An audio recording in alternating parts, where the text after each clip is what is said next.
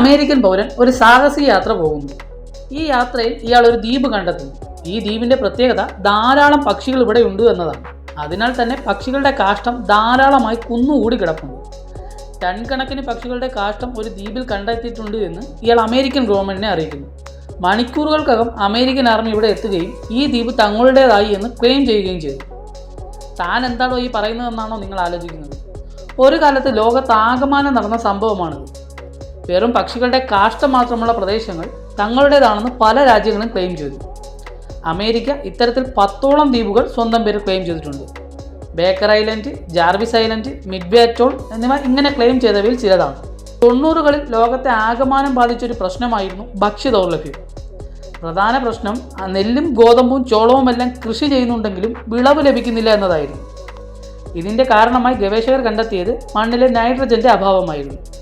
വർഷങ്ങളായി കൃഷി ചെയ്തിരുന്ന മണ്ണിൽ നൈട്രജന്റെ അളവ് വളരെ കുറവായിരുന്നു. എന്നാൽ സസ്യങ്ങളുടെ ആരോഗ്യകരമായ വളർച്ചയ്ക്ക് നൈട്രജൻ അത്യന്താപേക്ഷിതമായൊരു മൂലകമാണ്. അന്തരീക്ഷത്തിൽ ഏതാണ്ട് 78% നൈട്രജൻ ഉണ്ടെങ്കിലും ഇത് സസ്യങ്ങൾക്ക് ആഗിരണം ചെയ്യാൻ കഴിയുന്ന തരത്തിലല്ല കാണപ്പെടുന്നത്. നൈട്രജൻ ബോണ്ടുകളെ ബ്രേക്ക് ചെയ്ത് സസ്യങ്ങൾക്ക് ആവശ്യമായ രീതിയിലുള്ള നൈട്രജന്റെ പ്രൊഡക്ഷന് വളരെയധികം ഊർജ്ജം ചെലവാക്കേണ്ടി വരും. നിർഭാഗ്യവശാൽ അങ്ങനെ ഒരു സാങ്കേതിക വിദ്യ ആ കാലത്ത് ഉണ്ടായിരുന്നില്ല. നാച്ചുറലി ഇവ ഈ രൂപത്തിലാകുന്നത് 2 തരത്തിലാണ്. ഇടിമിന്നൽ ഉണ്ടാകുമ്പോൾ ഉണ്ടാകുന്ന ശക്തമായ ഊർജ്ജത്താൽ നൈട്രജൻ വിഘടിക്കാറുണ്ട്. ഇവ മഴയോടൊപ്പം ഭൂമിയിലേക്ക് പതിക്കുന്നു. അതുപോലെ മണ്ണിൽ കാണപ്പെടുന്ന റൈസോബിയം, അസറ്റോബാക്ടർ തുടങ്ങിയ ബാക്ടീരിയകൾ നൈട്രജനെ വിഘടിപ്പിക്കാറുണ്ട്. ഇടിമിന്നൽ ഉണ്ടാകുന്നത് വല്ലപ്പോഴുമായതിനാൽ അത് ഉപയോഗമില്ലാത്തൊരു രീതിയാണ്. ബാക്ടീരിയയുടെ പ്രവർത്തനം വഴി വിഘടിപ്പിക്കാമെന്ന് വെച്ചാൽ അത് ഒരുപാട് സമയമെടുക്കുന്ന പ്രോസസ്സുമാണ്. ഇങ്ങനെ മുന്നോട്ട് പോയാൽ അടുത്ത 30 വർഷത്തിനിടെ ലോകം മുഴുവൻ പട്ടിണിയിലേക്ക് പോകുമെന്നും ആളുകൾ കൂട്ടത്തോടെ മരിക്കുന്നത് കാണേണ്ടി വരുമെന്നും ഗവേഷകർ വിലയിരുത്തി. ഇതിനുള്ളൊരു ചെറിയ പരിഹാര മാർഗമായി കണ്ടെത്തിയതാണ് പക്ഷികളുടെ കാഷ്ടം. ഇതിൽ ധാരാളമായി അമോണിയ അടങ്ങിയിട്ടുണ്ട്. നൈട്രജന്റെ തന്നെ ഒരു കോമ്പൗണ്ടാണ് അമോണിയ. ഇത് സസ്യങ്ങളുടെ ചുവട്ടിൽ നിക്ഷേപിച്ചപ്പോൾ ചെടികളുടെ വളർച്ചയിൽ ത്വരിതഗതിയിൽ മാറ്റം ഉണ്ടാവുകയും നല്ല വിളവ് ലഭിക്കുകയും ചെയ്തു.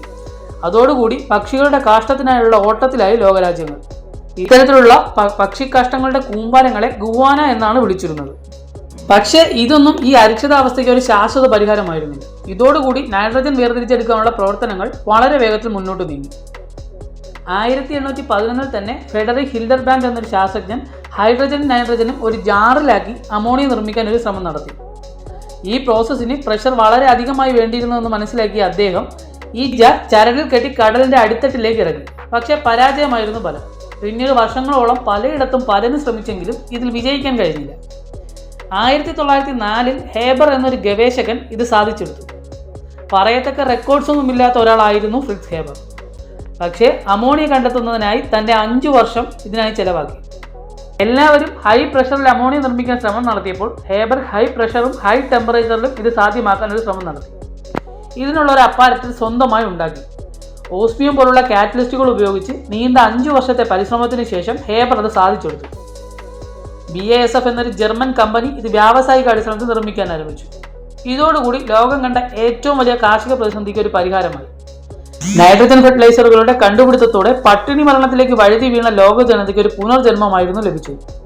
ലോകമെമ്പാടും കാർഷികാഭിവൃദ്ധി കൈവരിക്കാൻ ഇത് സഹായിച്ചു. എന്നാൽ 1ാം ലോക മഹായുദ്ധത്തോടു കൂടി കാര്യങ്ങൾ മുഴുവൻ തകിടം മറിഞ്ഞു. ഒരു ജൂത വംശജനായിരുന്നിട്ട് കൂടി ഹേബർ ജർമ്മൻ മിലിറ്ററി വോളണ്ടറിയായി ജോലി ചെയ്തു. ജർമ്മനിയോടുള്ള ഹേബറിന്റെ അടങ്ങാത്ത രാജ്യസ്നേഹം അദ്ദേഹത്തെ കൊണ്ട് അരുതാത്ത ചെയ്യിപ്പിച്ചു. യുദ്ധം തുടങ്ങിയ ആഴ്ചകൾക്കുള്ളിൽ ജർമ്മനിയുടെ പടക്കോപ്പുകളും വെടിമരുന്നുകളും കാലിയാക്കാൻ തുടങ്ങി. തൻ്റെ രാജ്യത്തിന് കനത്ത പരാജയം ഏറ്റുവാങ്ങേണ്ടി വരുമെന്ന് മനസ്സിലാക്കിയ ഹേബർ അമോണിയ ഒരു രാസവളം എന്നതിനേക്കാൾ ഉപരി സ്ഫോടക വസ്തുവായി ഉപയോഗിക്കാമോ എന്ന് പരീക്ഷണങ്ങളിലൂടെ മനസ്സിലാക്കി. ഇതിനുള്ള പരീക്ഷണ സ്ഫോടനവും അദ്ദേഹം നടത്തിയെങ്കിലും അദ്ദേഹം തൃപ്തനായിരുന്നില്ല. പകരമായി അദ്ദേഹം കണ്ടുപിടിച്ച വിഷവാതകമാണ് ക്ലോറിൻ ഗ്യാസ്. സാധാരണ നാം ശ്വസിക്കുന്ന വായുവിനേക്കാൾ 2.5 ഇരട്ടി ഡെൻസറാണ് ക്ലോറിൻ ഗ്യാസ്.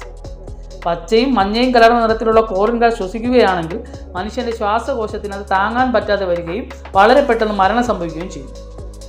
കെമിക്കൽ വെപ്പൺസ് യുദ്ധമുഖത്ത് ഉപയോഗിക്കരുത് എന്ന വ്യവസ്ഥകൾ ഉണ്ടായിരുന്നെങ്കിലും ക്ലോറിൻ ഗ്യാസ് വ്യാപകമായി യുദ്ധമുഖത്ത് ജർമ്മനി ഉപയോഗിച്ചു. ചെറിയ സിലിണ്ടറുകളിൽ നിറച്ച ക്ലോറിൻ വാതകം യുദ്ധമുഖത്തേക്ക് ആദ്യമായി തുറന്നു വിട്ടപ്പോൾ സ്വന്തം സൈനികരടക്കം 5000-ഓളം പേരാണ് നിമിഷങ്ങൾക്കകം മരിച്ചു വീണത്. പക്ഷേ വീണ്ടും ഇത് തുടർച്ചയായി ഉപയോഗിക്കപ്പെട്ടു. ഏതാണ്ട് 1.3 മില്യൺ ആൾക്കാർ ക്ലോറിൻ ഗ്യാസിന്റെ ഉപയോഗത്തിലൂടെ മരണപ്പെട്ടു.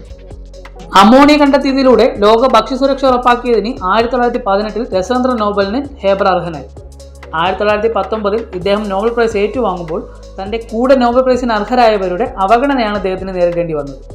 അമോണിയയുടെ കണ്ടുപിടുത്തത്തിലൂടെ ലോകത്തെ മുഴുവൻ രക്ഷിച്ച ഹേബർ പക്ഷേ ക്ലോറിൻ ഗ്യാസിൻ്റെ കണ്ടുപിടുത്തത്തോടു കൂടി മില്യൺ കണക്കിന് ആൾക്കാരെ കൊന്നു തള്ളിയിരുന്നു. ഇതായിരുന്നു ഇവരുടെ അവഗണനയ്ക്ക് കാരണം.